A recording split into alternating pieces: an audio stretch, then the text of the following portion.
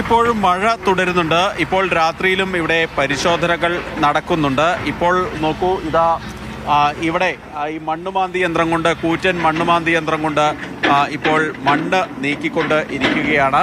2 മണ്ണുമാന്തി യന്ത്രങ്ങൾ ഒരേ സമയം പ്രവർത്തിക്കുന്നുണ്ട്. കഴിഞ്ഞ ദിവസം പറഞ്ഞിരുന്നു, ഈ പുഴയോരത്തുള്ള മണ്ണ് നീക്കി, അതായത് ഈ മണ്ണുമാന്തി യന്ത്രങ്ങൾക്ക് ഒരു പ്ലാറ്റ്ഫോം ഉണ്ടാക്കി താഴേക്ക് ഇറങ്ങാനുള്ള ഒരവസ്ഥ ഉണ്ടാക്കുക. അതോടൊപ്പം തന്നെ ഈ ചേറിൽ ഒഴുക്ക് വളരെ ശക്തമാണ്. ആ ഒഴുക്കിനെ നിയന്ത്രിച്ചുകൊണ്ട് മുന്നോട്ട് പോവുക എന്നിങ്ങനെയുള്ള 2 കാര്യങ്ങൾ ഈ വിഷയത്തിൽ ഉണ്ടായിരുന്നു.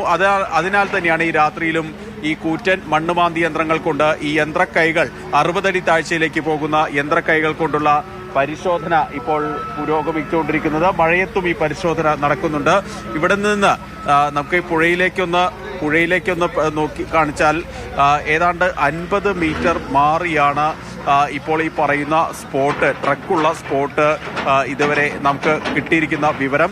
അതായത് ഡ്രോൺ ക്യാമറകൾ ഉപയോഗിച്ചുകൊണ്ട് ഡ്രോൺ അധിഷ്ഠിതമായി നടത്തിയ പരിശോധനയിൽ, ഡിബോട്ട് സിസ്റ്റം വെച്ചുള്ള പരിശോധനയിൽ ഇവിടെ നിന്ന് 50 മീറ്റർ മാറിയാണ് ഈ സ്പോട്ട്, 3ാമത്തെ സ്പോട്ട് കണ്ടെത്തിയിരിക്കുന്നത്. ആദ്യത്തെ സ്പോട്ടിൽ ടാങ്കർ ലോറിയുടെ ക്യാബിനാണെങ്കിൽ 2ാമത്തെ സ്പോട്ടിൽ ഒരു ടവറിന്റെ ഭാഗങ്ങളുണ്ട്.